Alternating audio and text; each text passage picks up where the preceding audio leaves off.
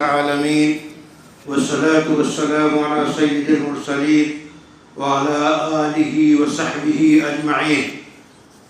حضرات گرامی، صحابہ کرام میں دو گروہ تھے۔ ایک صحابہ وہ تھے جو مکہ مکرمہ کے رہنے والے تھے اور ہجرت کر کے مدینہ منورہ گئے تھے، وہ مہاجر کہلاتے تھے۔ اور ایک صحابہ وہ تھے جو مدینہ کے رہنے والے تھے، وہ انصار کہلاتے تھے۔ مہاجر اور انصار میں ایسا گہرا ربط رسول اللہ صلی اللہ علیہ وسلم نے پیدا فرما دیا تھا کہ بالکل مواخات، یعنی ایک دوسرے کے بھائی شمار ہوتے تھے۔ اور پھر مدینہ منورہ میں ایک تیسرا گروہ ایسا پیدا ہوا جو منافق کہلایا، یعنی منافقین وہ جو کہ اپنی زبان پہ لا الہ الا اللہ پڑھتے اور اپنے کو مسلمان ظاہر کرتے، لیکن وہ دل میں کافر ہوتے اور دھوکہ دیتے اور امت مسلمہ کو پریشان کرتے۔ تو گویا کل یہ تین طرح کے لوگ مدینہ منورہ میں تھے۔ اس کے علاوہ یہودی بھی تھے اور لوگ بھی تھے۔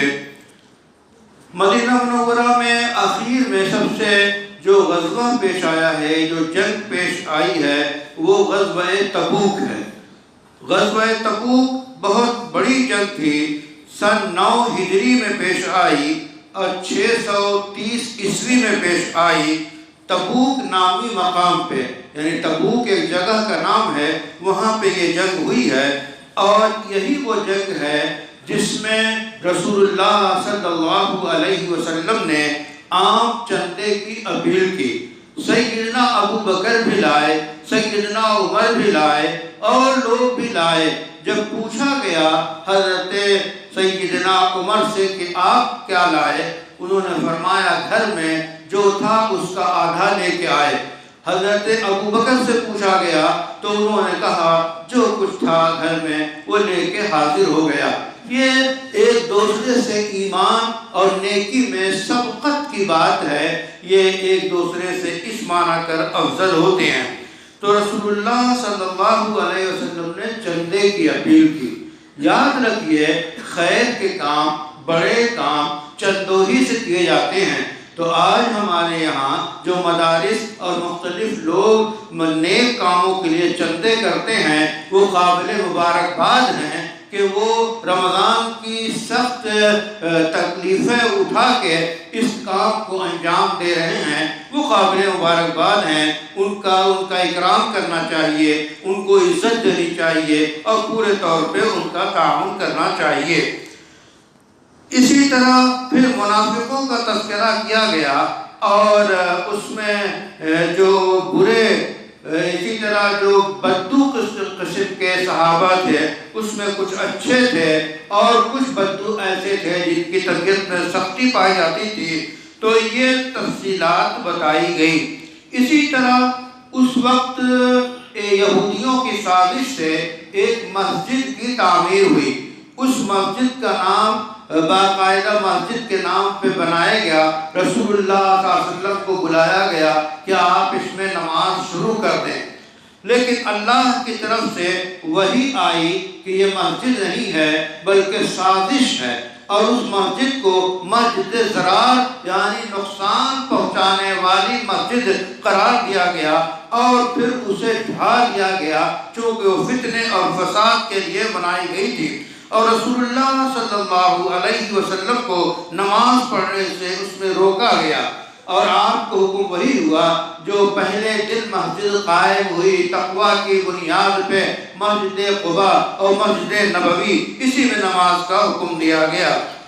اور یہ بتایا گیا کہ لوگوں میں سے جن لوگوں نے اپنی جانوں کا سودا کر لیا، اللہ کے ہاتھوں بیچ دیا، ان کے لیے فضیلت ہے، جنت ہے، اور ان کو مشرکوں سے الگ کیا گیا۔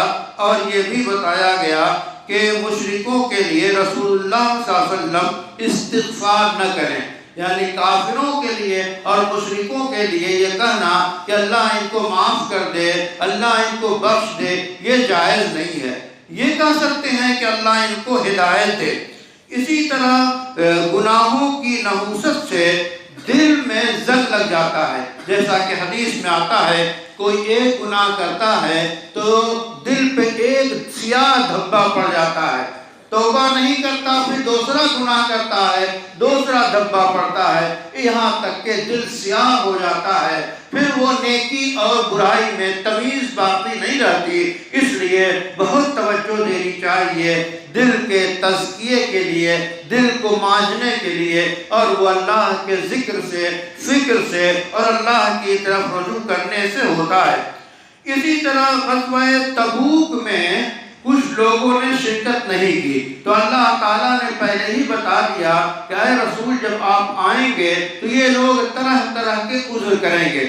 منافقوں نے عذر کرنا شروع کر دیا کہ فلاں وجہ سے ہم نہیں جا سکے، ہمارے گھروں میں کوئی تھا نہیں دیکھ ریکھ کرنے والا، اس لیے ہم نہیں جا سکے۔ رسول اللہ صلی اللہ علیہ وسلم ظاہری طور پہ سب کے عذر کو قبول کرتے رہے اور کچھ نہیں فرمایا۔ البتہ اس موقع پہ 3 صحابہ ایسے تھے جو غزوہ تبوک میں شریک نہیں ہوئے، وہ حقیقی مسلمان تھے، تو پھر ان کا بائیکاٹ ہوا، ایسا بائیکاٹ کہ ان سے کوئی بات نہیں کرتا، کوئی ان کی طرف دیکھتا نہیں۔ رسول اللہ کی خدمت میں حاضر ہوتے تو آپ نگاہ نیچی کر لیتے، پھر اللہ تعالیٰ نے ان کی توبہ کو قبول فرمایا۔ اس کے بعد سورہ یونس ہے، اس میں یہ بتایا جا رہا ہے کہ کائنات میں کتنی ترنگیاں ہیں اور کیسی کیسی چیزیں ہیں، نشانیاں ہیں، اس میں غور کرنا چاہیے۔